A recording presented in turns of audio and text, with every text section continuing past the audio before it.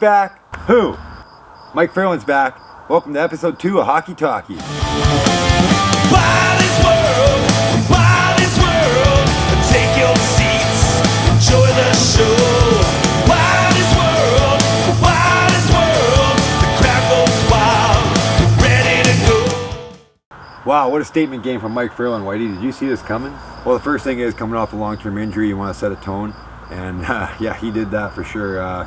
Starting there with the fight off the draw. Great job of Marcus Foligno obliging him to let himself get back in the game there. But he's letting not only himself know, but his teammates and the other team he's not to be messed with. And, believe me, he'll have some ice in game 2. That's for sure. How do they respond from this, Whitey? How do the Canucks get back in the series? Well, they need to start scoring. I think, I know Alex Daylock's a backup, but all-time great guy. Team's going to be playing hard in front of him. Had a great game in game 1, but just like any other goalie, you gotta get traffic and bodies in front of him. I think there was a shot there in halfway through the game where he made that big glove save on Tyler Myers. Made a spectacular save, but no bodies are in front. Any goal like that level is going to stop it. So same old story. Gotta get bodies in front and try and take his eyes away and create a little havoc and put some pressure back on the Wild. It was too easy for them in game 1 to get up and ride that lead like that, and they're too big and too good defensively to get up on it. So the Canucks are going to have to get some bodies there early and often. That's for sure. Well, Eric Staal looked big and heavy in game 1, Whitey, just as you predicted. Yeah, he gets rolling. He's tough to stop. He's such a big body. He's big in the circle. I remember playing on Minnesota there the one year in the playoffs with them, and we're down the series. Jake Allen was playing well, and you could just start to see that Eric was starting to take the series over a little bit. And unfortunately, he went end to end on a rush and got tripped and went to the boards in game 5 and didn't come back. And up until that point, I thought we were, looking pretty good coming back in that game. And when he went out, we knew we were in trouble. When he gets rolling, he's tough to stop. I think I said in the last episode, that's key for Minnesota to get those big centermen down low and being heavy down low for those guys. And they eat up a lot of big minutes for them, and they did in game 1. Hopefully they can keep it going. Speaking of physicality, I know it's a hot topic around here. Kachuk hit on Shifley, Whitey. Did you see it?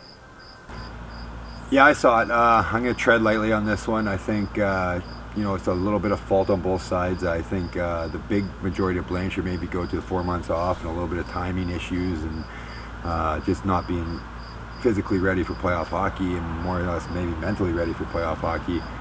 You go from having 4 months off, a longer break than most times you have in the off season, come back for a week-long training camp, 1 exhibition game.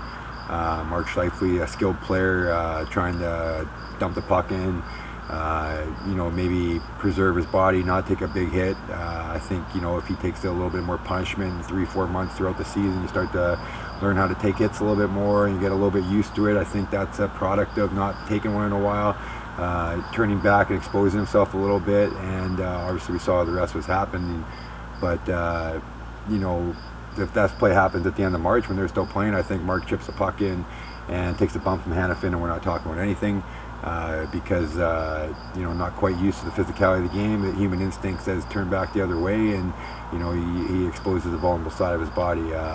Not to put all the blame on him, I think the other side of it is Kachuk being a physical player, coming back on the back check, looking to make a contact, hunting a good skilled player on their team, trying to do his job. And it just goes the wrong way. As soon as Mark turns back the other way, he's behind the play.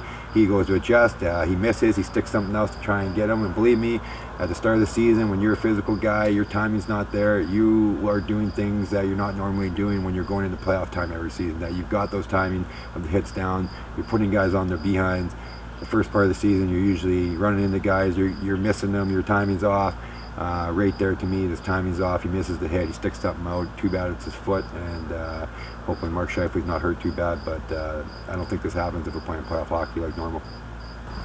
A couple role players had to step up today for the Jets, Whitey. They had a couple injuries. Can they keep this going? Yeah, it was great to see Adam Lowry today batting that one in the air, making that saucer pass over to Harkin. I think it was 4 or 5 feet in the air there. Tough to imagine the big man doing that, but great skill by him. Good to see guys stepping up. Harkins put one over the goalie's shoulder there. They're going to need that coming down the stretch if they want to be successful. Geeky to Martinuk for a tap in today. Looking pretty. Canes are rolling. What are you thinking, Whitey? Are the Canes going to sweep? Are they getting the brooms out?